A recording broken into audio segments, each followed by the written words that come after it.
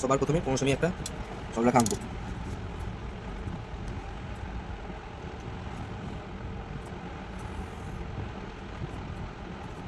সরলরেখা আঁকার পর এই সরলরেখার প্রান্তের উপর 90 ডিগ্রি কোণ আঁকবো।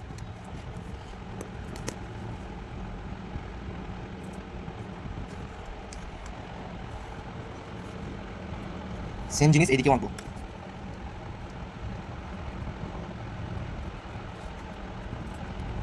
আঁকার পর এই বাহু দুটো এতটা করে বাড়িয়ে দেবো।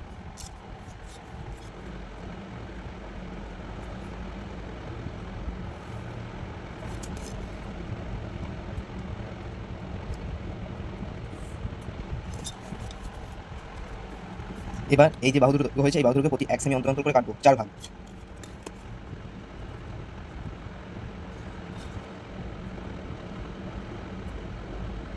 সেম জিনিস এইদিকেও হবে।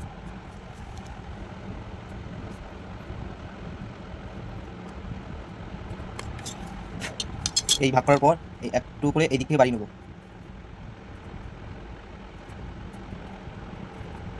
সেম জিনিস এদিকেও হবে।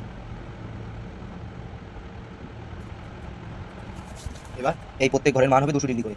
প্রথমটা হবে 0, তারপরে 200, 400, 600, 800 লাগবে না, 400 থাক, 800। আর এদিকে প্রথমটা হবে 0,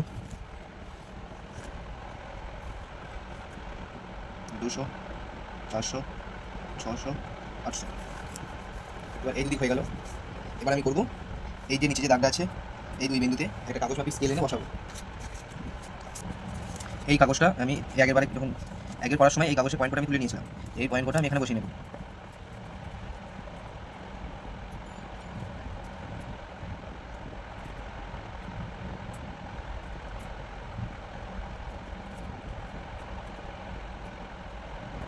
এবার এইটা হবে বি, এই দুটোর মাঝে আনছি এন, এটা 320, এটা 340, এটা 360, এটা 460, এটা 480, এটা 480, আর এটাও 480, আর এই পয়েন্ট হচ্ছে 520, আর এটা হচ্ছে এ।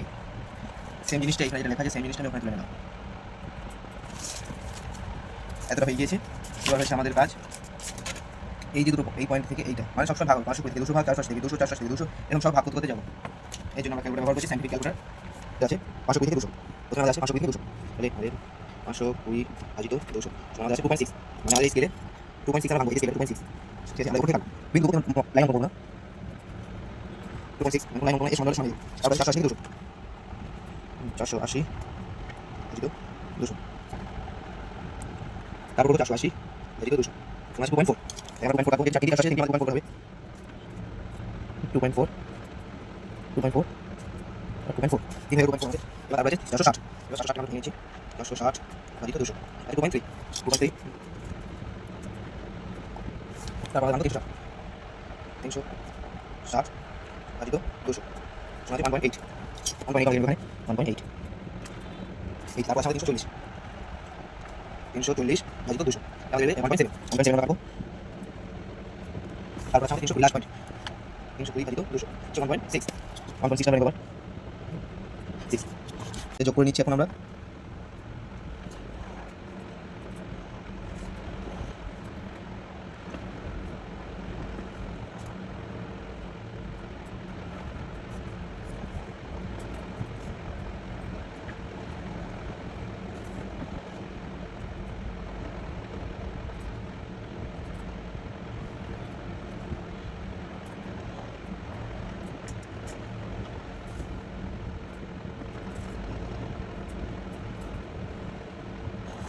আমরা এবার এই লাইনটা পুরো ড্র করে নিয়েছি। এবার আমাদের কাজ হচ্ছে এবার আমরা 360কে এই অ্যাঙ্গেলে 90 ডিগ্রি অ্যাঙ্গেলে উপর দিকে বাড়িয়ে দেবো।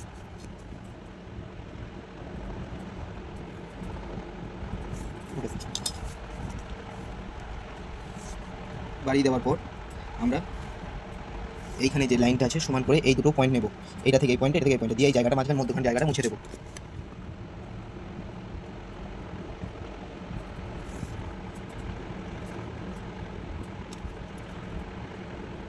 মুছে দেওয়া হয়ে গেলে আমরা এইটা হালকা নদীর মতো বাঁক করবো।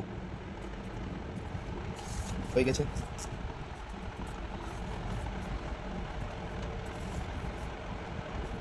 এবার আমরা দুটো অ্যারো দেবো, এই দিক থেকে এদিকে একটা অ্যারো, আর এইখান থেকে এখানে একটা অ্যারো।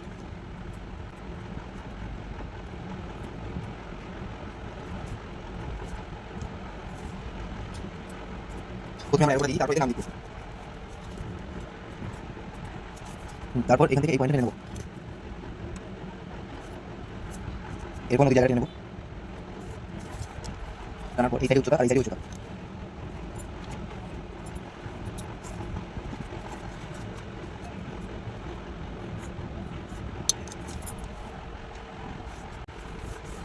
এবার এইখানটা লিখবো M A P M full stop A full stop 73 I/3।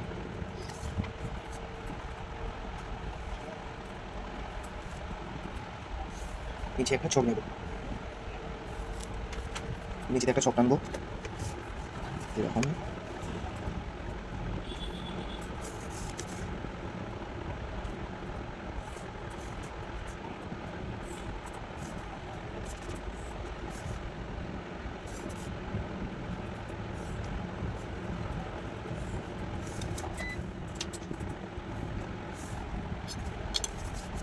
এই চকের কোনো মান নেই,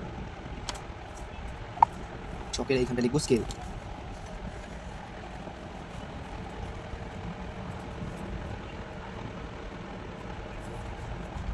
এইখানে হবে উলম্ব, এখানে হবে আনুভূমিক। 1 সেমিতে 200 মিটার।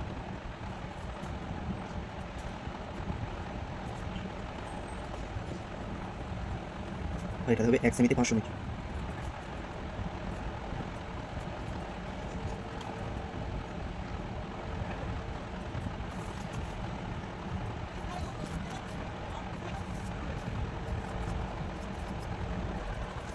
এবার আমরা এইখানটা লিখবো নদী গঠিত সমভূমি।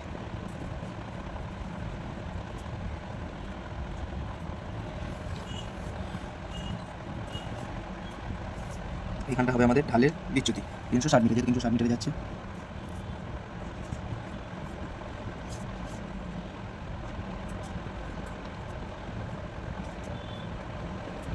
আর এটা আমাদের হচ্ছে নদী।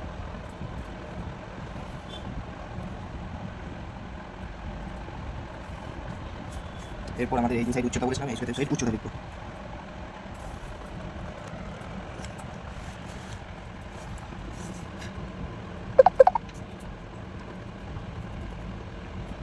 সেম জিনিস ওইদিকে লিখবো।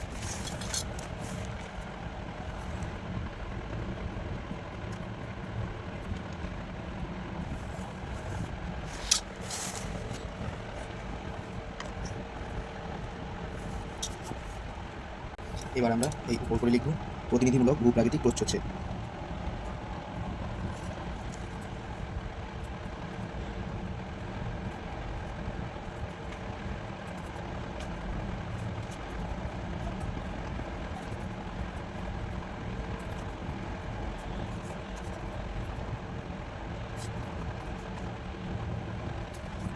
আমরা এই পয়েন্টটাতে লিখবো ব্যবচ্ছিন্ন মালভূমি।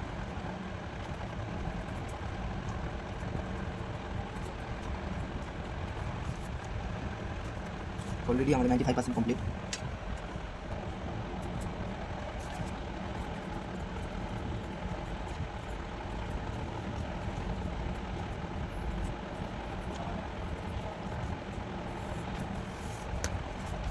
আমাদের ফুল ম্যাপ কমপ্লিট। এবার আমরা এই জায়গাতে আর এই জায়গাতে কালার করে রং করব।